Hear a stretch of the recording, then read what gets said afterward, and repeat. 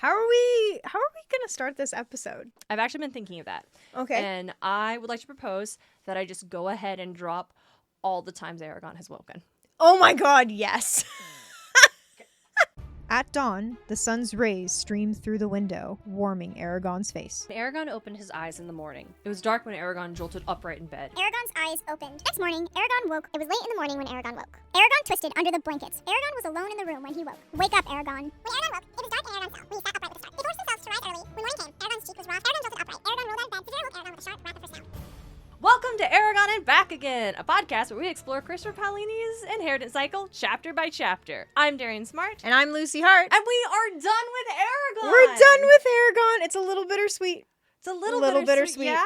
Would you like Yeah. to elaborate on those feelings, Luce? Oh, it's just, I always feel a sense of satisfaction whenever I reread a book that I really like, and I'm just like, yeah. But then it's also sad because it was like, it's a little sad that it's over. And especially like this situation, whereas like we were doing this for over a year. Yeah. And so it's a little sad. It's not by no means the end. I'm very much looking very forward clear. to the eldest. To the eldest. Hang around to to the end of the eldest. episode. We'll announce when we're coming back. Yes. That's called audience retention. Or But, skip. I get it. Yep. That's fair. So yeah, no, I think I do and have done several podcasts. Yep. Of varying formats and stuff. And this is the first one that I've done this like chapter by chapter read along thing that's so like integral to like a podcast as a genre. Yeah. And I deeply enjoyed it. And so Yeah. I definitely resonate with the bittersweet of like, that was fun. And I'm so proud of us for finishing this whole like sticking with the whole book. Yeah. And Completely sticking with it. yeah, and releasing like that. We are not. This is next comment is in no way to knock on other podcasts that don't finish. Oh, yeah, a yeah, book yeah. Or stuff. Like there are 1,000 reasons why someone starts a creative project and Yeah. then they don't finish a marker. Yes. And that is not a knock on them, but I'm very proud that we each experience a lot of life changes and obstacles and ups and downs, and both really still wanted to continue this together. Yep. And that we did that. It makes me feel really good. Same. And Very there's much same. Yeah. And then there's that sadness of like, we're going to keep doing it, but we'll never experience Eragon like this. Yeah. And that is uniquely different. Yep. So. Absolutely. You were just talking about that, and I was like, all my fanfics that I meant to finish and never did, and still want to. I still want to. Absolutely. Like I only have like 2 that I think that are on fanfic.net, and that I am like, I'm like, I know how it's going to end. I know what blah, blah, blah. I just haven't had the chance to like sit down and write. And I do blame my writing job for like stripping all of the... That was not a writing job. We were trapped in a content mill. Yeah, it was bad. Anyway, man, I'm just thinking about when you do return and post a new update for that fanfic, the folks who have subscribed to this and then just get that notification, losing their fucking mind. I know, like, right? Oh my God, I every now once. Okay, so it was really funny because in 2020, I just started getting all these follows and likes. I'm like, yeah, because everyone's stuck inside and they don't know what to do, so they're just reading fanfics. Yep. And then I think like once in a blue moon, I'll get another like so and so followed. And I think I got one like last week, and that's why I'm like thinking about it, because I was like, fuck, I really need to go back through and finish that because I really want to. So I'll just like pin that to the project writing board. Fun times. Anyway. I haven't I haven't read a lot of fanfic. I haven't written any fanfic. This is not, again, knock on that. That's just not how I typically consume or have engaged with fandom. But I did, because I'm a lot more, I consume a lot more fan art. Yeah. Yep. But I saw this great fan art of Wiccan and Hulkling. Ooh. Teddy and Billy from Young Avengers, and I was like, that's great fan art. And I saw in the description there's like, oh, this is inspired by a scene from this fanfic, and I was like, well, don't mind if I do. And it was very good, and in my head it's just the canonical events that happen. Yeah, that's fair. But when I started it, I didn't realize it wasn't complete, and so I was pulling up the last chapter that had been uploaded, and they hadn't uploaded in like 8 months. Yeah. And I was like, fuck. Anyway, when I finished the chapter and went to like go back to the main page, they'd uploaded the last chapter that morning. And I was like, wow, what a miracle. That's so cool. And it was a great ending, and it was super charming. And so don't ask me what it was called. I do not remember. Yeah. There is no way I could find it again. It's been oh my god, a decade probably. Yeah. Like nearly a decade. Yep, So yep. don't ask. I don't know. But it was lovely. Yep. Fanfic. Speaking of fanfic, Eragon. Eragon. Guys, y'all, listeners, I was like so worried we were not going to get any or I mean, I had no doubt that Curtis Moore was going to pull yes, through. So Curtis Moore. Curtis, this is not this is not directed to you. And not directed to anybody, but like I just wasn't sure that we would get a response to be able to like do this episode. And if we didn't, that would be totally fine. Like there was not going to be any hard feelings. Oh yeah, we were definitely like, whether, anything came our way or not, we were like, we're still going to do this last episode, update, blah, blah, blah. But yeah, y'all showed up and it was so cool. Yeah, my Google Doc where I screenshot all comments and responses we get, so I keep them in place. It's multiple pages. It's the longest it's ever been. It's so cool. It's so Darien was sending me like screenshots and me just keeping up was like, oh, you guys. So I want to go through any of the more general comments left over from the episodes that came out from the last time we recorded. Because we recorded the last 3 episodes back to back. So we have quite a few comments up there. And then one older comment that I completely missed from Curtis Moore. Yeah. So I want to go through a couple of those real quick. Take a break from that. We're going to talk a little bit about Eragon. We're going to go back into those things. This is a kind of a grab bag mail episode. I don't think we're going to get into anything remarkably new or things that we haven't discussed before on the podcast. So, dear listener, if there are folks who are like, it's not my kind of episode I enjoy, totally no hard feelings. Like I said, you can go ahead and skip to the end. We're going to say when the next one is going to be. Again, I'm not going to say it yet because I feel like that'd be weird to say it and then repeat again. Yeah. And then we'll see you then. But let's get started. Yes. So, for first episode that dropped in November about Joyful Defiance. Yes. Curtis delivered favorite Joyful Defiance. At the end of Aberson, when redacted so I don't spoil your eventual Aberson podcast, forgive me if I've pronounced that incorrectly, turns against the big bad at the end of the series, and the big bad asks why, he responds, life. Fish and fowl, warm sun and shady trees, the field mice and the wheat, under the cool night of the moon. I love that the key to him turning is just mundane things that bring him joy. Curtis, I think you'd really like the Adventure Zone. Yeah. Now, to be fair, we've already spoiled it extensively. Yes, we have. Dude, Curtis, that is such I choose joy. I choose joy. I think, Merle. And I think you would resonate with Merle Highchurch. Yes. Flip side, if you don't want to listen to the actual play podcast, you can read the graphic novels. Yep. They're excellent. I'm doing my annual Christmas Day to week of New Year's a listen of Taz. Yeah. And going through the graphic novels as I finish each arc. Yep. Ugh. It's so good. I cried again reading the Lucretia's last monologue at the end of Petals to the Metal. Yep. Like, it's so beautiful. And that was written whole heart for the graphic novel. Like, they get to do so much with it. More, they do a lot more. It's so good. I kind of want to, this is so self-indulgent. I want to, recite it. I want to memorize it. Yeah, do it. It's so good. But... that's beautiful. Yeah. That's so beautiful. It really is. So thank you for sharing that, Curtis. Yes, thank you. I've got one from our friends over at Gaming Theater Presents. And this was us talking about favorite or least favorite tests. Okay, yeah. There's probably better tests that are out there, but the most famous fictional one I can think of, and honestly the first off of my head, is the Kobayashi Maru from Star Trek. A test of a cadet's character and decision-making in a no-win scenario. Bonus points as the test has changed a lot in Star Trek. Ooh. And I cannot believe I did not think of the Kobayashi Maru when we were talking about test. It literally is a test. It's like a no-win scenario where your ship is completely going down, all systems failing. Yeah. You're trying to rescue some sort of a ship that's also been marooned. Yeah. And there's people on it. There is Romulan or Klingon vessel coming in to attack. There is no right choice that is going to fix everything. Yep.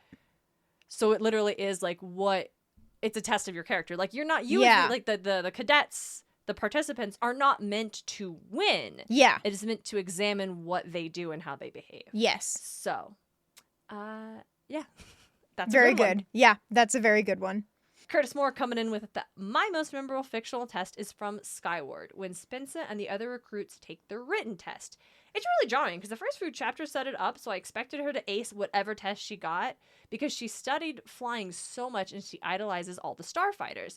But they give her a separate test designed to make her fail, and she does fail, and it's incredibly frustrating because it's so unjust, which sounds weird to have a favorite, but I think it worked well with the story because it was so at odds with the story she told herself and the reader, and it was the first sign that the Defense Force was actually terrible. Ooh. All right? I like that. Mm-hmm. And then we've got a good calm before the storm scene from Curtis Moore is the movie Jaws. Ooh, yeah, where they're comparing scars, and Quint does his USS Indianapolis bit. I think that was a cool way to give them some characters, some depth and backstory without doing a long info jump. Yep. Also, he shared a spark of inspiration with us for that week. It's the mules he just got, Percy and Grover. Yay! Curtis, I see you. I see you. Very good. Lucy, did you want to be reading any of these? No, you go right ahead. I feel like you do such a really good job with that. I just wanted to make sure it wasn't just me. Oh, yeah, no, you are. If you're okay with reading them all, I'm totally okay with it as well. Okay, absolutely, yeah. So we've got one from listener Matthew Allen from the episode Battle Under Farthen Door and the Morning Stage, our last episode. Yeah. And Matthew brings up some concepts or some thoughts about the Shade's backstory. Mm-hmm. I think it's less about the Shade and more about Eragon. I know that sounds counterintuitive, but we think of the overarching things of, like, do less harm in terms of Eragon decisions. Spoilers. Yeah. Spoilers. They're citing examples that I'm not, I think, help with the point they're making, but I'm not going to say here. Yeah. That we can see that this is maybe an introduction to that morally gray stuff Paolini likes to describe. In that the Shade and killing it kills a person, and of course all the changes Eragon endures because of this. Yeah. And I can totally see that. Yeah. I think especially knowing where we go forward with what comes of this. Mm-hmm. I totally see that. I still maintain that it was the poor place to put the backstory. Yeah. Like, I think it was way too late in the narrative. Wouldn't it have been so cool if, like, maybe the next book he finds, I don't remember if we talked about this, he found, like, a journal of Durza. I don't know. Yeah, something, cool. To reflect on. But yeah, I think just this, the fact that we got so much detailed and extensive backstory right at the end. Mm-hmm. I think I maintain that it was just the wrong place for it. And also, even considering where things go, I don't necessarily know if this specific element of getting the Shade's backstory not holds up, but is resonant with the idea of the morally gray themes. Because I would still argue that I would think that killing the Shade is like killing the Urgles. Eragon has killed a lot of Urgles already. Yeah. And has no qualms about killing. And so I definitely, Matthew, I totally see your point. Oh, I think, and I'm not saying you're wrong, I'm right. Yeah. I think this is just the beauty of reading and discussing books. Is that we're going to get different perspectives. Yeah. But I appreciate the insight of that. Oh, one, yeah. I hadn't considered that being connected to those more themes that we're going to get later. Yeah. So thank you. I also think, like, I feel like we might have talked about this before. It's almost similar, just kind of building off of what they had said was they almost had a similar beginning, Eragon and Durza, where they lose the loved ones, but instead of Eragon turning into despair and bringing in the spirits, because it's both of them lose their loved ones, not like in this order, but both of them lose loved ones, both of them find themselves in possession of power, but whereas Durza brought those for... Well, I mean, even that, both of them sought vengeance. They both sought vengeance, but even for Durza, he didn't intend to let the spirits possess him like that. What we know about the Shades is that they become a Shade because of the malevolent spirits that possess them. But sorcerers use magic all the time. Yeah. With the Shades. So it sounds like Durza was trained and was a sorcerer. Yeah. And then was possessed by these Shades when he went too far. Yeah, the spirits he summoned were too powerful for him. Yeah. And you know, and that actually, if we're gonna really analyze that, like, it is like Eragon, who reaches into magic too deeply. Yes. Who is time and time again. Time and time again, which is the thing that he learns, and we do see he learns that over time. But it's almost unfair that Durza's totally understandable mistake in the face of such loss and pain has this forever repercussion where he is twisted into something terrible because of these awful entities that have like possessed his body. We don't even know how much of Durza is left in the person, right? And so for Eragon, it was just because of the nature of he got Dragon Rider magic. And Dragon Rider magic, at worst, will kill you if you overexert yourself. Yeah. But there is no version of Dragon Rider magic that twists and makes you lose your soul in the same way. And so I think if that is the approach and that's the angle that's going to be taken with it, I do think that's really interesting in kind of humanizing who Durza was and potentially the opportunity to mourn that person who made a mistake that Eragon himself has also made, but had to face much deeper consequences because he didn't have the luxury of getting to be a dragon rider. The magic he was dealing with was much more difficult. And also he was alone. After all of the losses that Eragon had, when he loses Gara, when he loses Braum, Eragon is never alone. And not just because, fortunately Murtagh showed up when Braum died. Fortunately, Braum rolled up and was ready to help him with Garo died because he always has Saphira. And because that kind of magic. And Durza didn't have that. And that's because I was even thinking like Durza. That's his like shade name. I can't remember his like human name. Oh shit, you're right. We just call him Durza. I don't remember here. That's right. I don't remember his human name. I was thinking like, wait, what was this? It was just but he he does because he loses his family. Then he finds a older male to like help him and guide him. A mentor who teaches him the magic. And he kind of sees him as like a father figure, which is like what Braum was to Eragon, and then he loses Braum, and then they both lose their mentors. But whereas Durza, I think, just sinks. Karsab. That sounds about right. I'm trying to remember how the audiobook says it. I think that's about right. Karsabi? No, the I's on the other side. Karsed sounds close. I'm trying to remember what the audiobook says. Yeah, something like that. So it's literally he summons the spirits for vengeance, which is exactly what Eragon wanted to do kill the Razak. Absolutely. But I think I think the difference. It's like he wanted to do that. I think the difference is that I think that I don't want to butcher his name. I'm going to say Durza.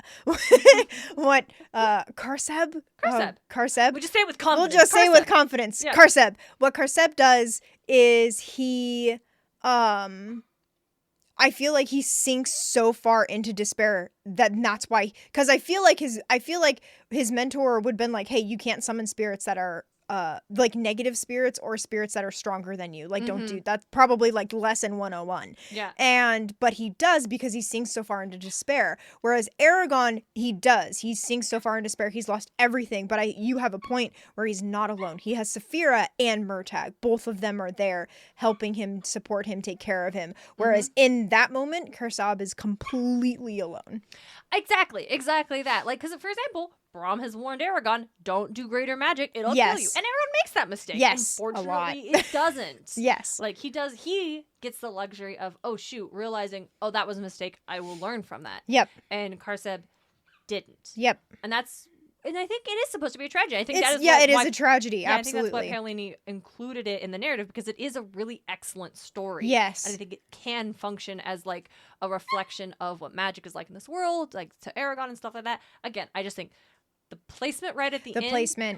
Right at the end. Yeah, because at the end, in that moment, feels weird. Also, it just means there's no time to fully reflect on it really the way we're reflecting on it. Yeah, absolutely.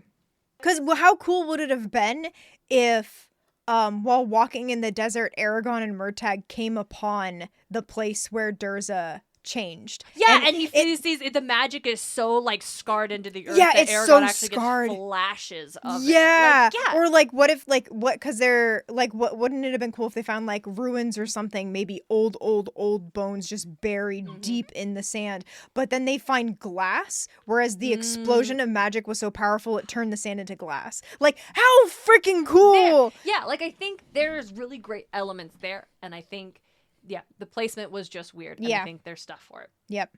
I found more. Apparently, I didn't put them in my spreadsheet. Oh, no! I found them, though. ZJW says, I reread the entire series earlier this year and had a lot of issues with the way Paolini writes about disability and other things, but that stuck out the most. That is definitely a conversation we will have consistently going forward. Yeah. However, but there were lots of also gems. However, there were also so many gems. Saphira is my favorite dragon character ever. Very excited for your thoughts on Brisingr, because I think that's by far the strongest in the series. Yeah. Hey, no spoilers, but yeah. I really like Brisingr. I really like Brisingr. Yep. Listener Hige, I'm going to guess. Yep.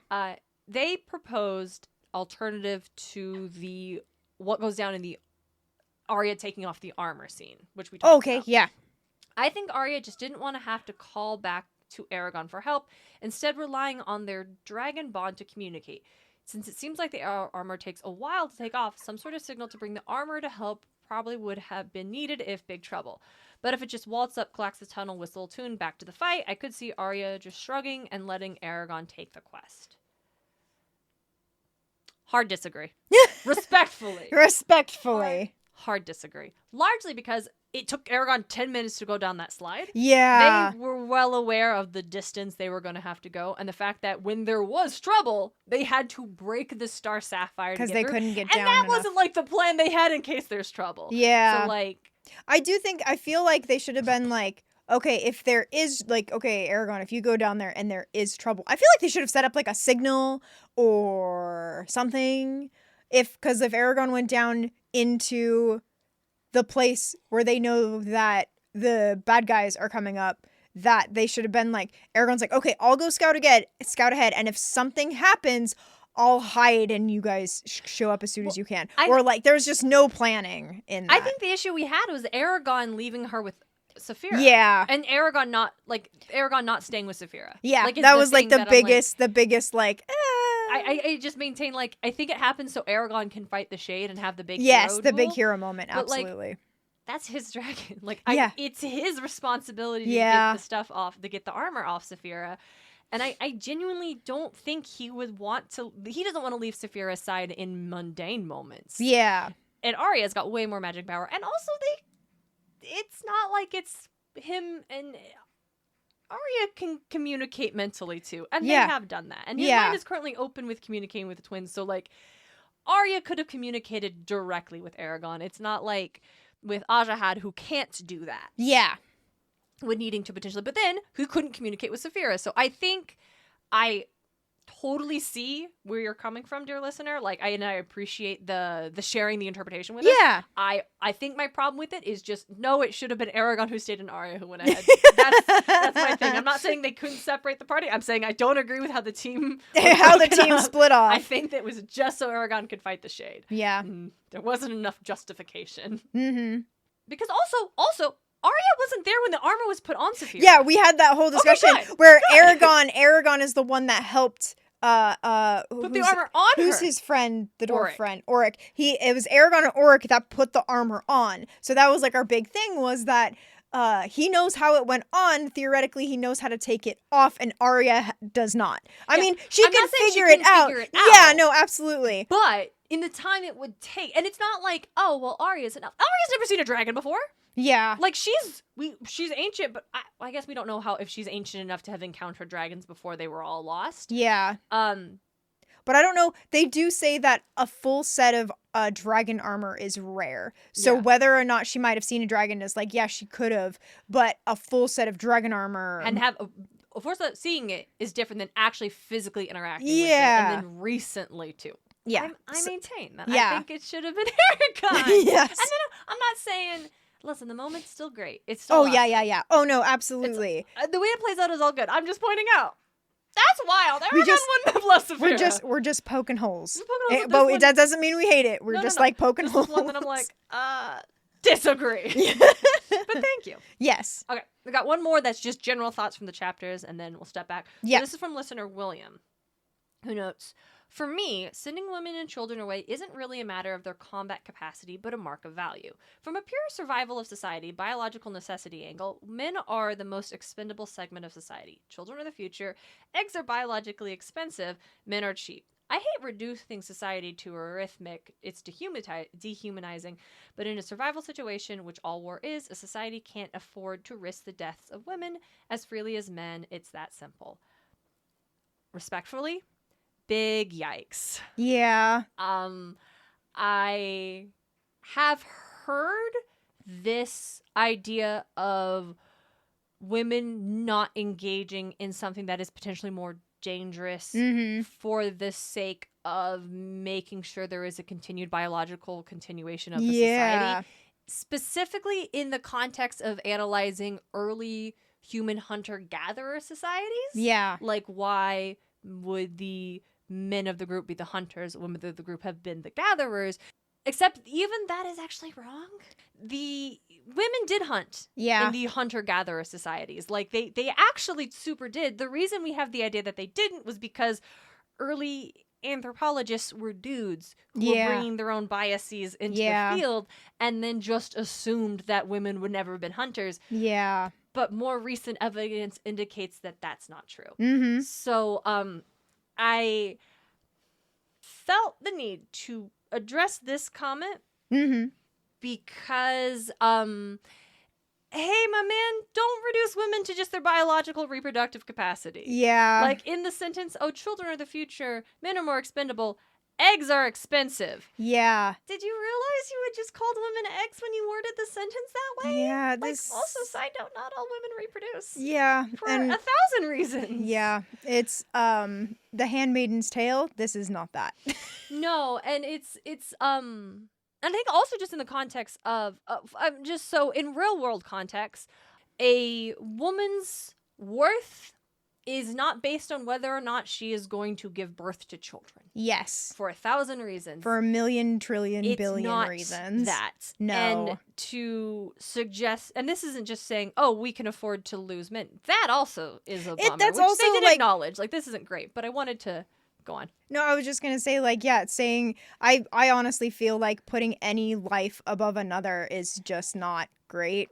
Like, regardless of whatever reasoning, like, all life, I feel, is equal and should be treated as such. And not one life is lesser than another in any way, shape, or form. This also kind of leans into, well, the idea of like, well, we need to protect women because they're valuable, meaning it leans into an uncomfortable narrative of, well, those who have the potential to reproduce can't be allowed to defend themselves or their communities. Yeah. And that is how we trickle into, well, they can't do it. They're too weak. They're not good. So that I would advise against subscribing to this particular mindset because it's a bad snowball down a very rocky cliff that won't lead you something great. That one could definitely embrace with the best of intentions. Yeah. That will quickly become not so great for anyone else. Yeah. And also, just we're going to say it one more time, women should not be boiled down to whether or not they reproduce, and the ability to reproduce does not make a mark of a woman. Yeah. Hey, trans ladies exist. Yep. Casual reminder. Hey, trans women are women. Yes. Also, another reason I wanted to point this out is because we know this actually isn't the justification for why the society is broken up like this in the book specifically. Yeah. Like, when Arya says, like, I'm gonna fight, she literally says, I'm not like your women who need to be protected. Like, yes. We demonstrate that it is not a marker of this, like, oh, we need to protect because reproduction. Yeah, it is literally all women. The concept of we are in this medieval society, women are viewed to be less competent and capable in battle. And we will see where Paulini goes with this, but we are indicated that like, Naswada wanting to fight is what makes her remarkable. Yes. And that but it's not like most women are fighting. And obviously, we're not going to children fight. We don't believe in children. Yeah, fight, no, all children, yes. Children elderly, yes. They do not. But if women want to fight, let them fight. And we get the indication that is just assumed that they won't fight. Yeah. Because they can't fight. Because we see how Eragon treats Arya and assuming that I'll hold my blows back. It's too dangerous. Yeah, like, I need to. That is definitely coming from how he has been raised to view women. Yes. And so that's what's up. Yep. And I feel like we did talk about, I just want to say this because I feel like it rings true, where I can't remember if we talked about this in the episode or not, but like if they say that the Varden is like aching for troops, like they don't have enough troops, then let the women fight and you will double, you'll double your fighting capacity if you do that. Like, but yeah, when Eragon's on the battle, like the training pit, there's no women there. Yeah, and it's like if the men are so like, we can't send women into the front lines, archery is a thing. Yeah. Like let them be archers. Train them to be archers. Like there's a lot of things women can do, and so we just that interaction, this scene gives us an indication of like how women are viewed in the human society. Yes. Of Halini's world. Yeah. And so we'll see where that spreads from there and what other implication that does have. Yep. But and I mean, like, the big thing too, Angela is front row center. She's fighting. And so it's not like women can't fight. Yeah. It's not like that. No, we have Arya and Angela and both of them are front lines fighting. So it's not like all women can't. But Angela is a witch. Arya is an elf. They are already inherently more special than human women. Yeah. And so that is the thing we kind of have where we have to keep an eye out. For making them more. And it's not to say like every human woman would want to fight, but also every man doesn't want to fight. That's also the idea that men have to fight. They men must have fight, to fight. You're not a real man if you don't want to go to war. Yeah. Sucks. Yeah. So like hey. Patriarchy is bad for everyone. Yes. Yes. We'll end with that. The patriarchy is bad for everyone. Lucy, what was your favorite scene in Eragon? You just freaking come out and hit me with that. Hold on. That's why I can figure out to transition. No, I like it. Into our mid thing. We're going to talk about Eragon as a whole now. Yeah, no, I like it. Trying to think about the entire book in a couple of seconds. You know what I think it is? What? I like Angela's fortune telling. Yeah. That whole scene. Just with how it's described, the scent of the shop, Solumbum and the interaction therein, and Eragon realizing, there are like other magical creatures that aren't legend kind of thing. I think and then like Angela's whole like name dropping of Eragon's mother and Eragon being like, could that have been my mother kind of thing, like that whole thing. I think it really, because I like the city. The city because I even think remembering like first getting back into this book, that was like the city. I was like, oh yes, I can't wait. I don't know if it's Tyrim or not, but I'm like, I can't wait for them to get to that city. Not only because I like how it's described and built and stuff, but also Angela. Because then that's the one where they go to the castle and they have to go through all the records and stuff, and they meet Brom's friend Job. If I'm remembering his name correctly. I can't remember. Yeah. And so I just really like all of that. It sucks because I keep thinking, I'm like, Saphira wasn't in that at all because she had to hide. But I think that whole thing, I like that. That one's really good. I think I had forgotten so many elements of this book, honestly. So one of my favorite ones that I forgot happened but really loved was the jailbreak scene. Yes! Like, I love the jailbreak scene. I love Eragon getting out. I love Marteg showing up being like, what are you doing? Yeah, in like an old man outfit. Yeah. An old man disguise. Yep. Like, it's fun. I love a jailbreak sequence. Jailbreak is my favorite episode of Steven Universe. Like, it's super fun. And even like the leading up to the jailbreak too, where Eragon stops eating and drinking and to purge himself from the poison and get his magic and his senses back. Yeah, it's so good. It's so fun. Our characters have had a lot of like major losses in recent, like from Brom's death to like even though things like haven't been like negative, it's like been rough, and so that feels like, and them escaping on Saphira's back just feels like a big grand uplifting moment, and we hadn't had one of those in a while. Yes, I agree. It's fun. Who is your favorite character in the book? I think Solumbum. I was like, Angela. I do, because I think Solumbum is my favorite. I'm always so sad that we don't get more of him. I would love just more of him, in just general. Like give me a book. It doesn't have to be a novel like these ones, but just give me like a book of just Solumbum. Like I would be so happy with that. See, what's that one? The one with the collection of stories. Oh, have you read that? No, I haven't. So it's probably in that. The Witch, the Worm, and the Fork or something. Yeah.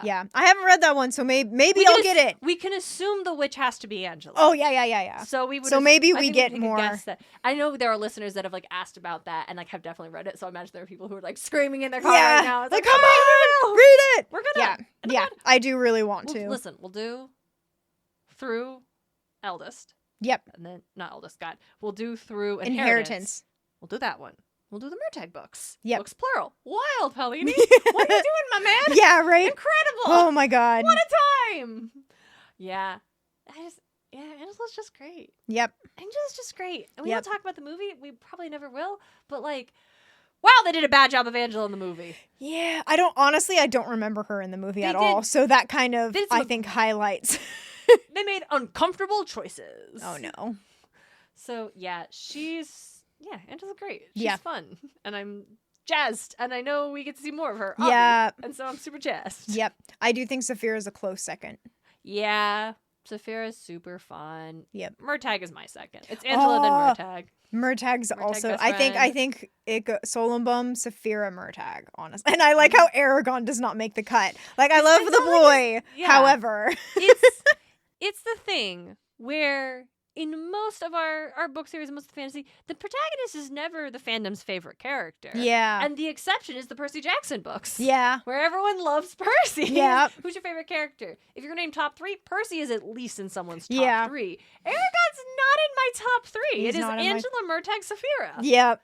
And then Solumbum. Yep. And then honestly, Rowan. Rowan, yes. But that's more eldest than Eragon. But even in this one, I like... I do like the dude. He just wants to be a farmer. And he just wants to be a farmer and marry his girlfriend. Like, he's not asking for a lot. No, he's really not. It's so good. So reminder, yes, we are coming back. We will do Eldest. I promise. Yes. Shall we share some overall listener thoughts about this? Let's do it. So, Hygie, I'm so sorry. Hygge. I don't know. I love Eragon so much. It was my first dip into the fantasy genre, and I fell in love with immediately. Yay. I remember reading the entire series nonstop, even getting in trouble for thinking I could sneak read an 800-page monster of a book under my desk in math class. I felt that. Like, literally, I felt that. Whoa. Yeah. Yep. Wow, you got to read them nonstop? Lucky you. Oh. You mean you didn't have to wait multiple years between Eldest and Brisingr and then Brisingr and Inheritance? Wow, lucky you. Weirdly enough, I didn't read very much until Paolini released To Sleep in a Sea of Stars, which made me realize that OMG, other books existed! Yeah. Which sent me to Sanderson, and a fantasy turbo nerd was born. Love it. Yep. Yeah. I think it's the, like, I didn't read a lot. I, read this book, and I liked it a lot, but then I found more, and I was like, oh, wait! I love all of them! There's more! Yep. Nice. But wait, there's more! There's more. Limitless. It's unlimited. It really is. It's hard. For me, it's when it comes to reading fantasy books, I have a very particular niche that I like. Mm-hmm. So it can be difficult to find something that I enjoy. For sure. But once I find it, I'm like freaking teeth deep into it. Mm-hmm, teeth and claws into it. Like, listen to all 41 Discworld books in a manner of maybe 3 months? Yeah. Me too. Like, I like fantasy, but like, I am not into high fantasy, which is like what Eragon really is. Like, I have never read The Lord of the Rings. I don't really have a lot of a desire to read Lord of the Rings. I love the extended editions of the movies, though. Yes. I enjoy urban fantasy a lot. So the Shadowhunters Chronicles are really my jam. And the Discworld books, where it's like a playful fantasy world written with like the sci-fi kind of elements and the comedy stuff, where it's definitely like this is a fantasy world. And yeah, the rivers have names, Yeah. but they're also characters. Yeah. And so, I don't know. It's that, I think we, like, you know, finding that thing that hits your niche. And that's the wonderful thing about, like, fantasy is that there's so much. many different kinds where if you want to read about smutty elves, good for you. Yeah. There's a ton. There's a lot for like, that. Sweeping, rugged, sometimes grimdark fantasy, there's a ton. Yep. If you want to read like goofy ass comedy where sometimes all of a sudden they invented the movies and the newspaper, Yep. there's that too. Yep. It's wonderful. Yep. And I love this quote, which I don't think it's from Terry Pratchett. I think it's a quote that Terry Pratchett referenced when I was listening to his memoir, but it's the idea that, like, fantasy doesn't exist to teach kids dragons are real. Mm-hmm. It exists to teach them that they can be beaten. Yeah. Or, like, monsters are real. It Yeah. teaches them that they can be beaten. And that's why we tell fantasy stories. Yep. And that's so good. Yep. So, speaking of things that are so good. Yes. Priscilla PKP let us know that Eragon was the first dragon story I've ever read, and I loved it, still do. Can't wait for you to cover Eldest. Yes. Super hype. Super hype. A lot of people are super hype Yes. about Eldest, which, yay. Thank you. for Yes. being super hype about Eldest. Absolutely. Curtis Moore, I'm super excited to go back through Eldest. Yay. It's definitely one that I've read the fewest times, so I'm looking forward to it. Oh, awesome. Which is funny. Eldest is definitely the one I read the most because I was waiting for Brisinger to come out and I just reread Eldest all the time. Yeah, it was funny. For me, I read through all of Eragon and I got halfway through the first chapter in Eldest and I was like, I can't read this. I need the audiobook. And had to get the audiobook. Nice. Curtis's favorite part of Eragon is I like Carvajal chapters. Ooh, yes. Those characters felt really complete and the setting was really comfortable. Yes. For sure. Yeah. Oh, I get absolutely. that. Yeah. I wouldn't say it's my favorite, but like I totally get the vibe. vibe. Yeah, absolutely. Alexi over on Instagram sent us a lovely message. Ooh. Hi, Lucy. Hi, Darien. First, wanted to thank you for this podcast. It's been a ride. I've been lurking in the margins since the first episodes. Aw, Thanks for staying thank with you. us. The Inheritance Cycle was my first dip into the pool of fantasy literature and the first books I read, period. Yeah. Yay. Yep. I'm glad for the Disney Plus show coming up. Fingers crossed. Fingers crossed. For real. Like, literally, they do a fingers crossed emoji. Yeah. For real. Absolutely. Because, again, we didn't get any word on it at Yeah. D23 this year. So Let's hope. I hope it's better than the movie. It has to be. It has to be. Oh my God. It'd be so much work to make it worse than the movie. Yeah. And if Percy Jackson is any indication. Yeah. Yep. Mm-hmm. Just wanted to thank you for taking me back to my origins in fantasy. I'm an avid listener of fantasy podcasts, and I'm happily drowned in ASOIF, Tolkien, and PJO content. And yours is the best Eragon experience Aw. out there. Thank you, Alexi. Thank That's so you. nice. Those are like, I'm like, I gotta freaking check out those other podcasts. Yeah. I'm like, I gotta dip my toe in there, man. There's lots. Yeah. Lucy, Yes. what are you, again, spoiler-free podcast. Yes. Spoiler free. But getting into Eldest. Yes. Are there things that you're particularly excited about? Yes. And I think, so this is something I think we've hinted at before and not like a big giveaway. I am so excited for more Rowan. Mhm. Give me more badass cousin, please and thank you. Farmer cousin boy who is just a badass. That. Yeah, Rowan gets an arc. Yeah, That's what he I'll say. does. Rowan gets an arc that I Oh. find deeply satisfying. Ew, it's so find good. Deeply satisfying. Oh. There are the beginning of Eldest shook me in the way that no other beginning of any book has ever shaken Oh, me. absolutely. From the the time I read that when I was like in 8th grade to now, nothing has ever Like no opening wah! has ever got Yeah. me like that one got me. I'm also looking forward to telling y'all about the board game I made for Eldest. Yay! I'll tell you about that in the first episode when we get into it. But yeah, that's a audience retention. Audience Here's retention. a weird thing. I said 8th. Did I say 8th grade? 7th grade. That was 7th grade Darien. who Oh did my this. goodness. That's very good. Okay, let's do, God, y'all. We got like a couple of emails there.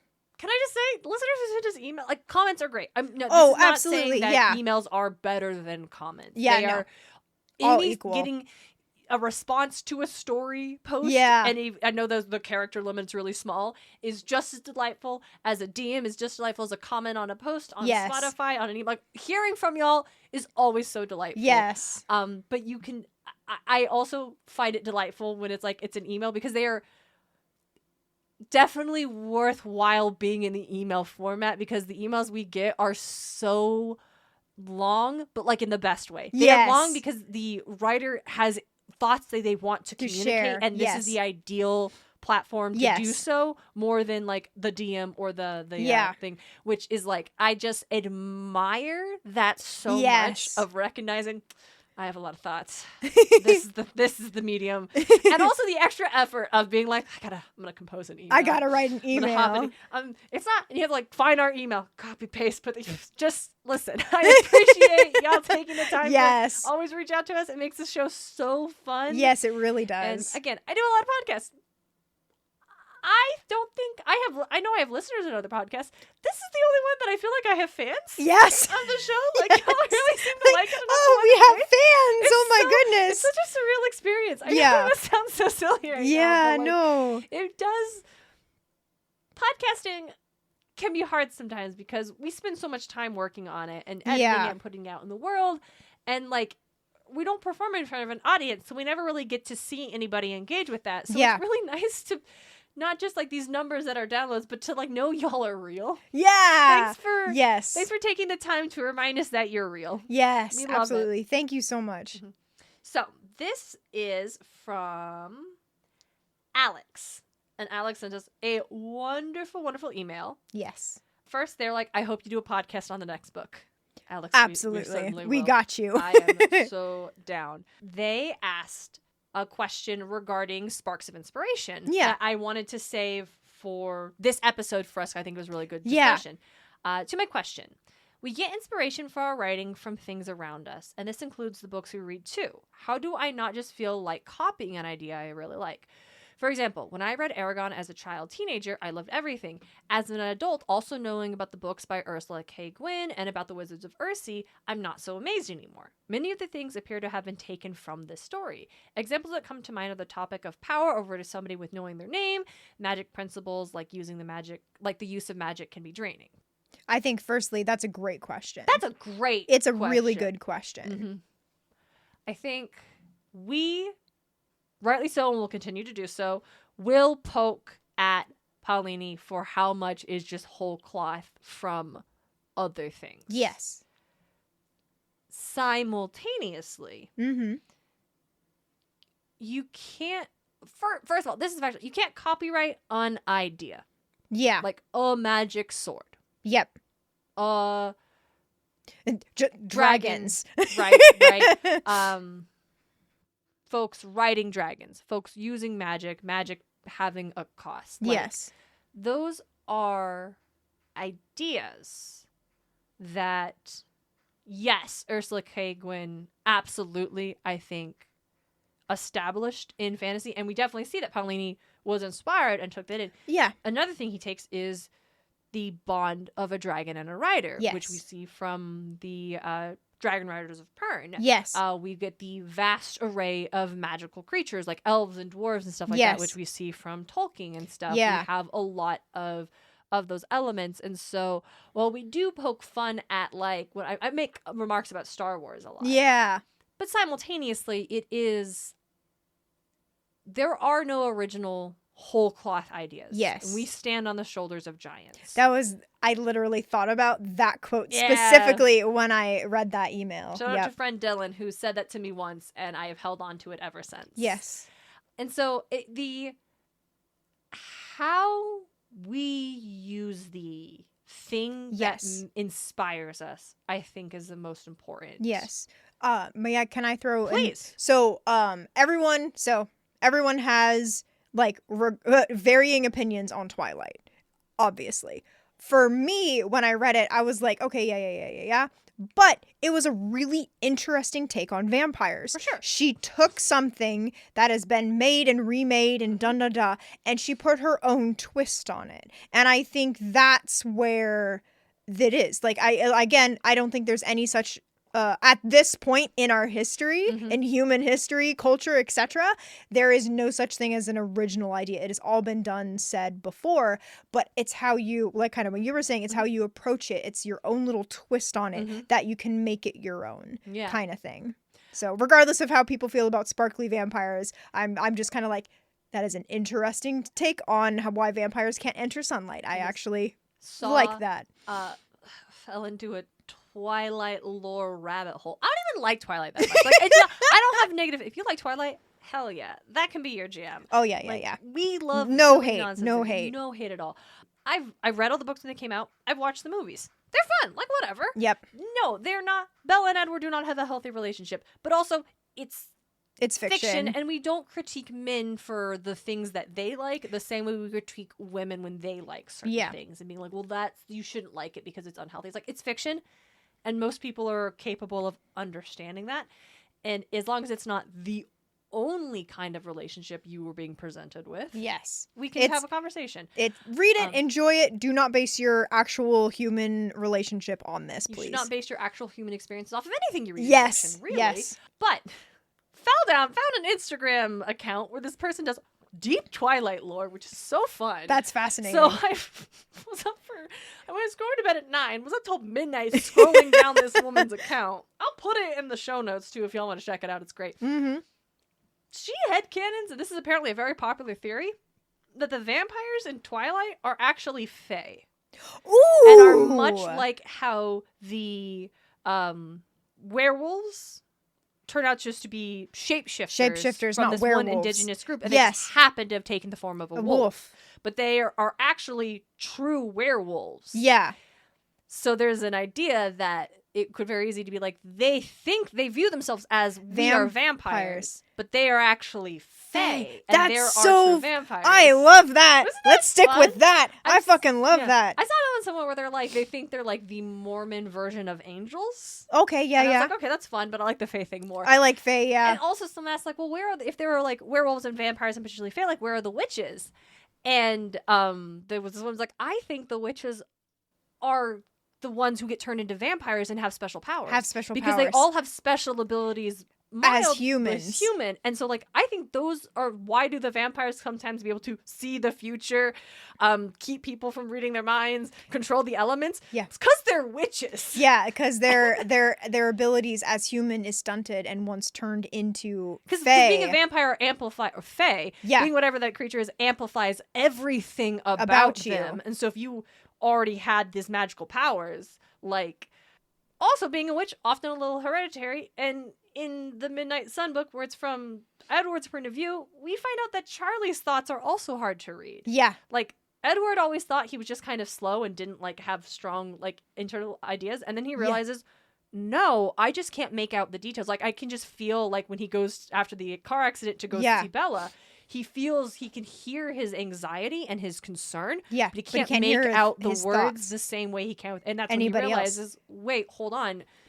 Bella's just like her dad, but it's more intense. It's more intense. And then I do think he thinks about that, and he thinks about how, like, he wants to meet her mother to see if she has the same thing. Her mother's stupid loud. Yeah, that's her mom. He can hear her from downstairs in the hospital. And it sounds like she's in the room screaming. And that's what I like, and I like that so much is because her mom's like thoughts are the opposite. And I think what I like about that is that it incorporates in Bella, in which she has this guard in her thoughts, but when she's able to project her thoughts, that she can project. She's loud. She can project. Yeah. So I really I'm getting chills. Here's the thing, again, is that the world building in Twilight is really good. It's just kind of wrapped up in a narrative where we picked the least interesting characters to follow. I'm like, I honestly honestly, even Emmett. I would love to follow Emmett around. Emmett's so great. Like, yeah, from Edward's perspective, I'm like, I love Emmett. Like, Emmett's great. I love him so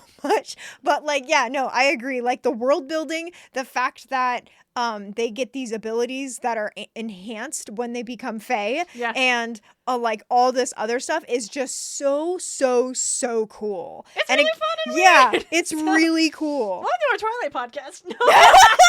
We have to invite Rayleigh to come chat with us. She would fucking love that. Ray and we are not qualified enough to run a Twilight podcast. No.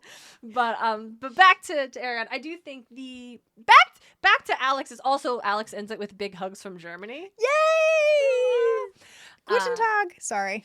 No, Lucy, do you want to share a little bit? I know, like bare minimum, teeny tiny, small ounces of German. I took German in high school, and a lot of it's gone. I'm now like over 10 years being not in high school anymore. I've always associated with you with like having an affection for the German language. I do very much. My fiance Claire actually went and lived in Germany in high school. It was like an exchange student kind of thing. Yeah. And she said she fucking loved it. So I love Germany. And I've always and that's what I'm thinking. I'm like, we really need to go visit Germany and just stay there for a while because I know she misses it. Honeymoon in Germany. Yeah, absolutely. Like I don't know, like.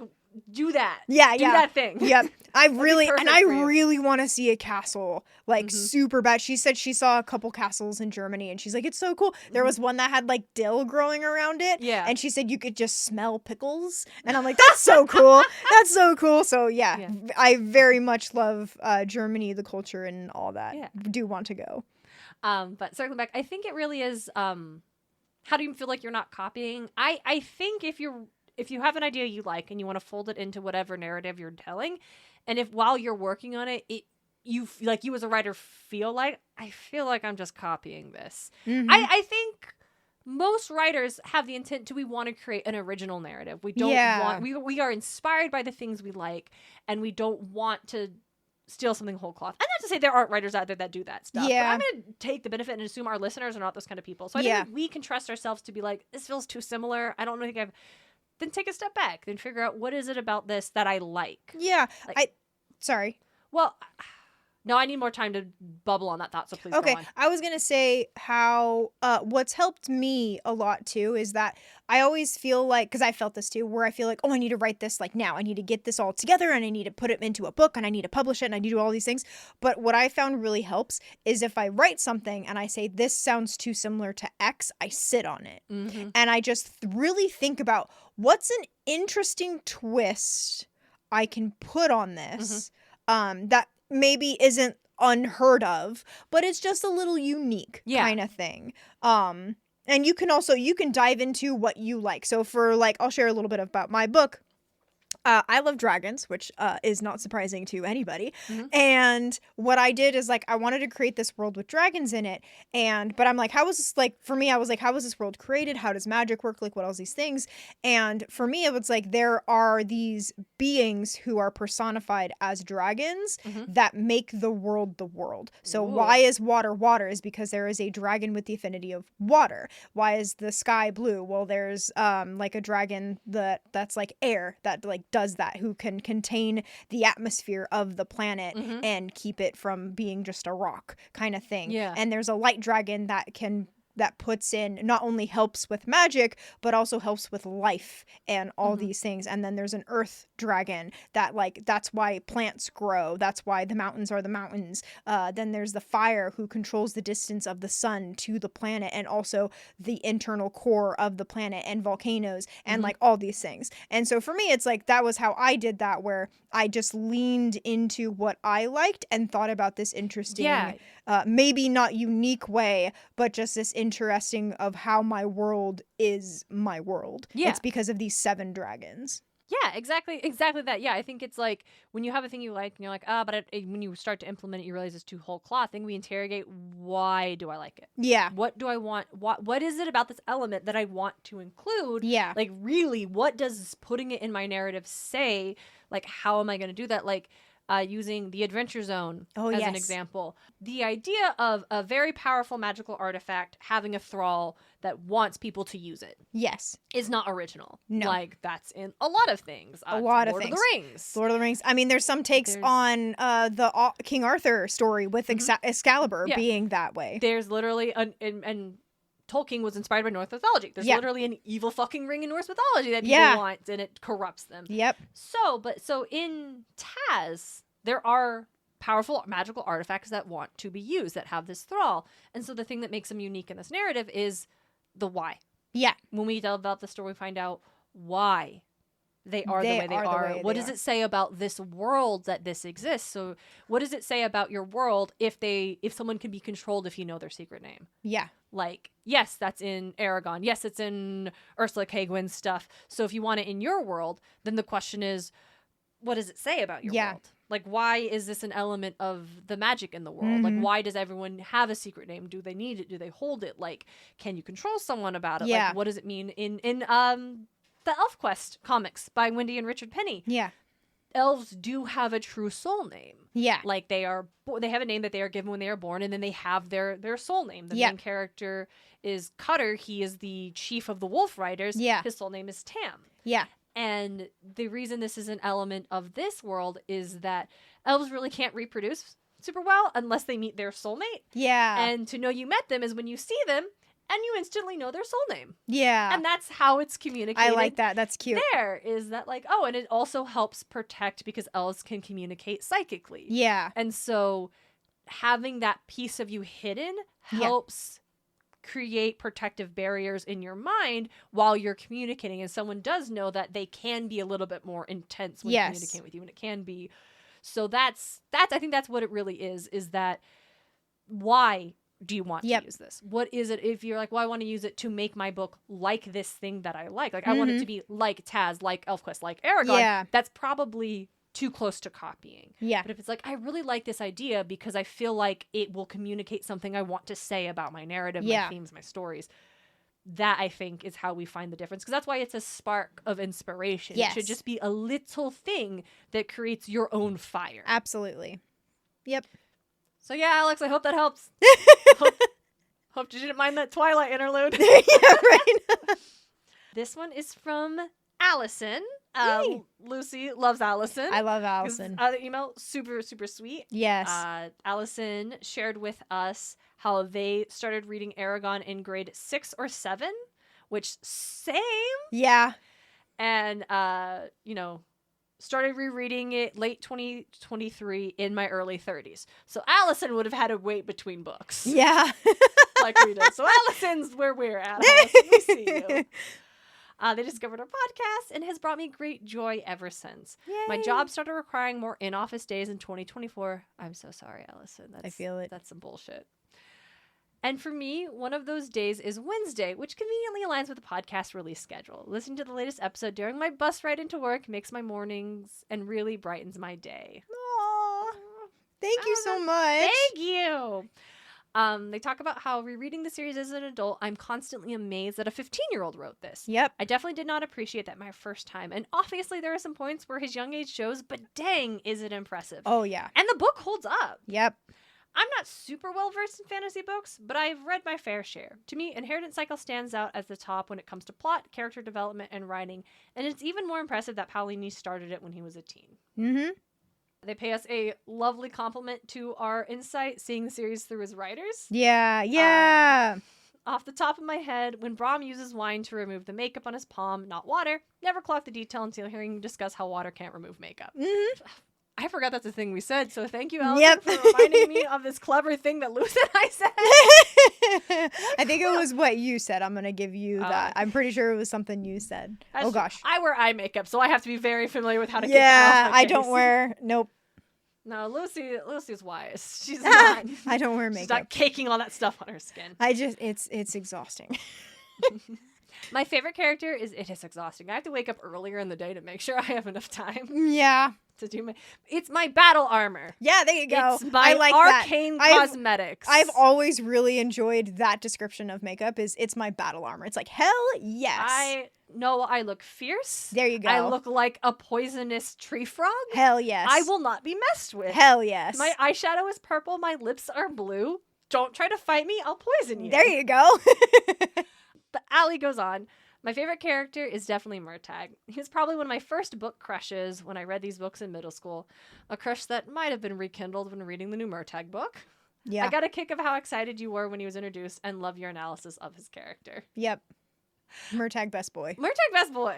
Like, we are a spoiler-free podcast, except when it comes to how excited we are that for certain characters. We will Angela. Make it very clear that they're going to stick around. Ranted about Angela for like a minute before we were like, hold on, we haven't even like we haven't actually started the episode. Hold on. We were just so excited. We were so excited and freaking Murtagh. Anyway, sorry.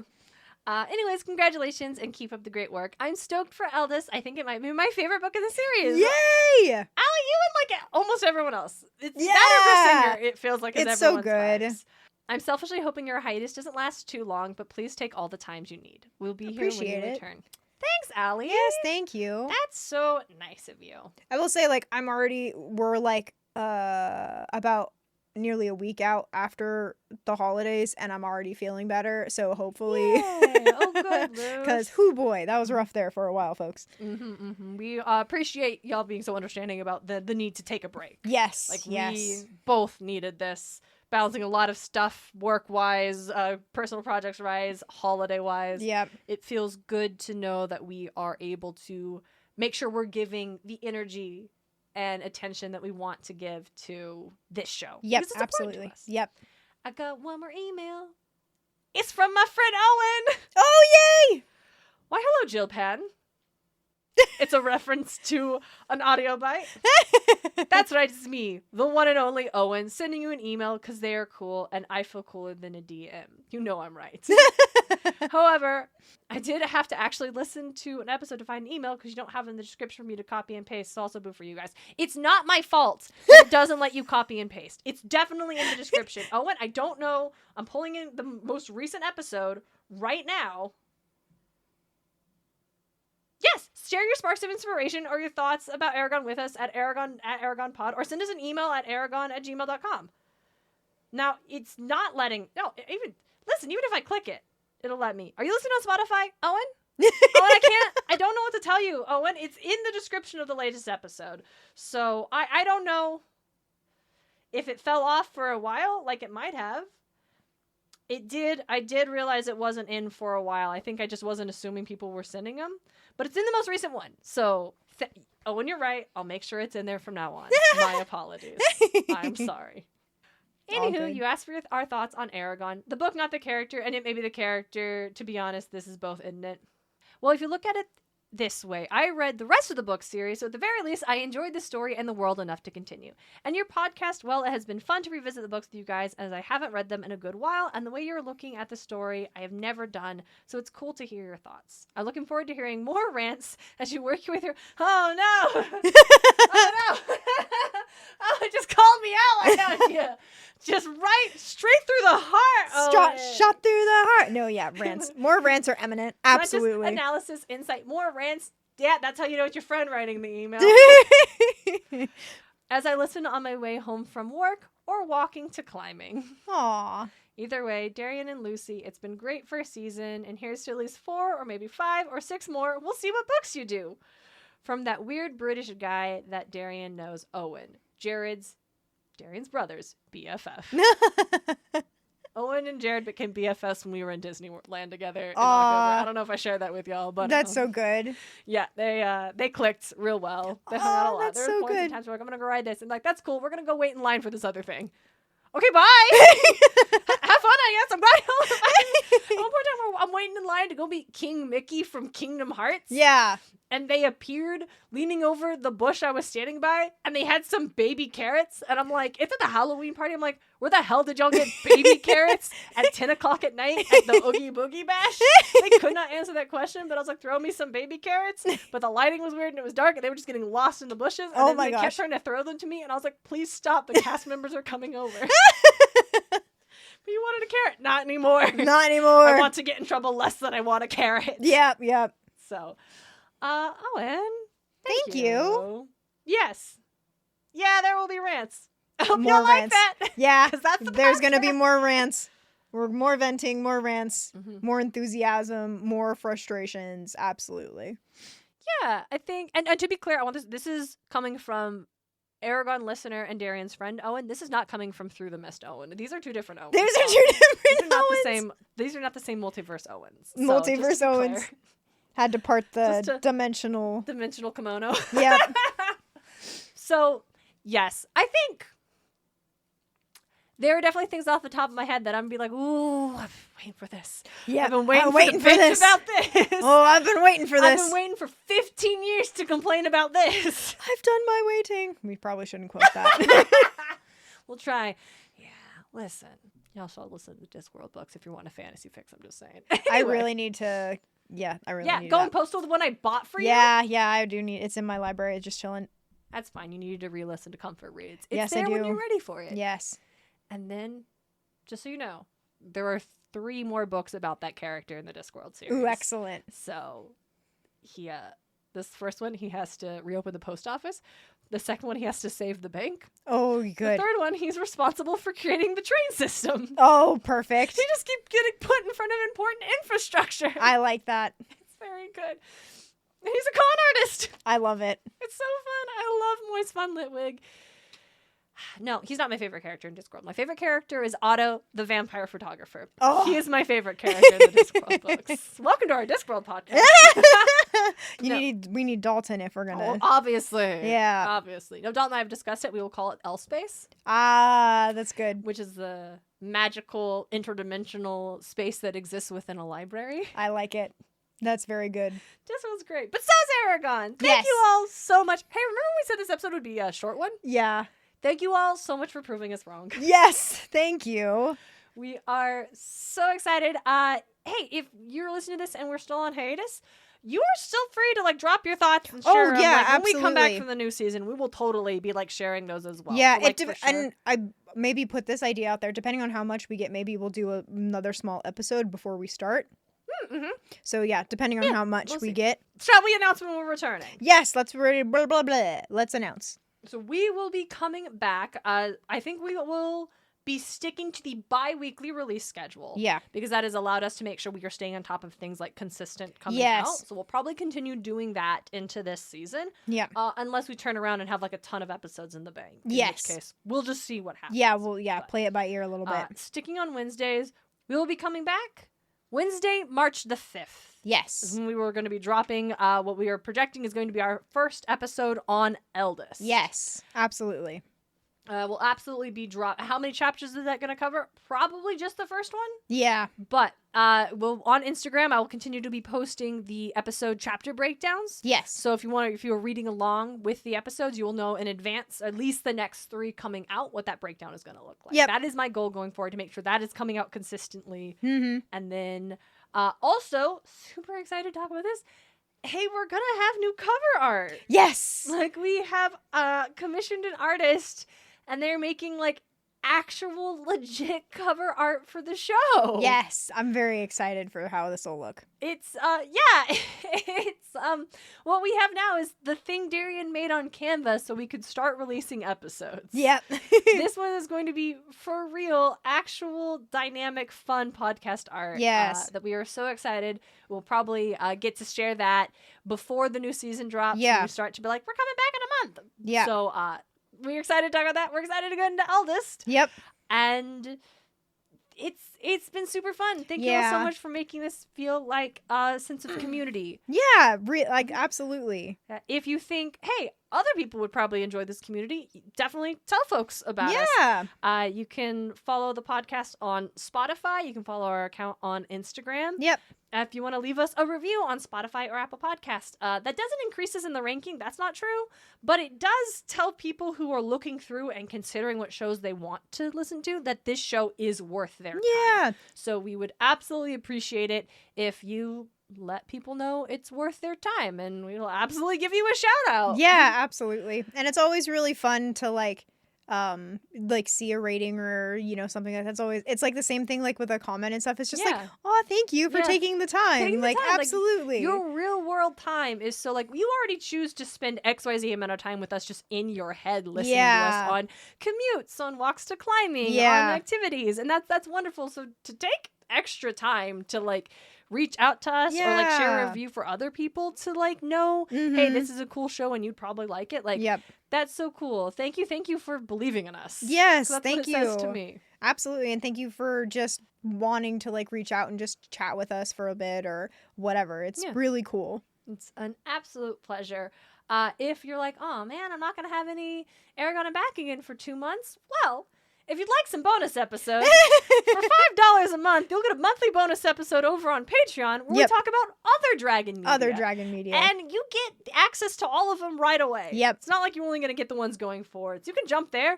There's 5 or 6 somewhere in there. There will be 2 more added to that very soon. We're about to talk about Dragon Spell. Yes. Danita K. Powell's Dragon Spell, The Dragon Keeper Chronicles. And also a very, very cute chapter book that my friend and friend of the show, Kelsey, gave me for Christmas called The Bakery Dragon. Yes. By Devin L. Kurtz. So those will be cute. You can listen to both of those pretty soon. But yeah, if you miss us, you want more of us, and then you want to help support the show in a monetary way, that's where the money that came for paying for the cover art came from, by the way, y'all. We wouldn't have done that if we didn't have patrons. So, then helps pay for other things for the show. So if that's like, hey, I really like the show, and you want to support it in a monetary way, you can do that, and we'd be happy to give you episodes where we talk about other dragon stuff. But also, leaving a comment, leaving a review, liking the show on Instagram. That's all super cool. Yeah, so all of it's very, very welcome, very cool. We're thankful for every and all kind of support that we get from our listeners. Y'all are genuinely amazing. Yes. Thank you so much. And until March 5th, she's Lucy Hart. And she's Darien Smartt. And this is Eragon. And back again. I was debating if I wanted to or not.